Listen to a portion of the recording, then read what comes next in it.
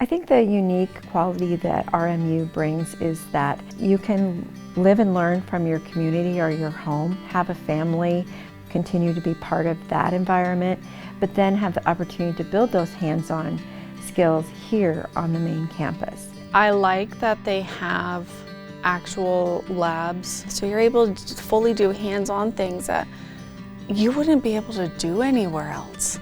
The faculty is great. I've really been impressed by just how personable they are, and through conversations and communication, I feel like they truly do care about us as students, even though they haven't known us that long. All of us, all the faculty, are very passionate about occupational therapy and seeing success in the students. It's going to make you a better clinician, a better practitioner, and a better occupational therapist. Their cadaver lab is amazing.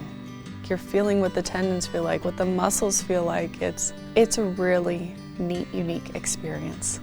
There's so many opportunities to see different conditions or like knee and hip replacements.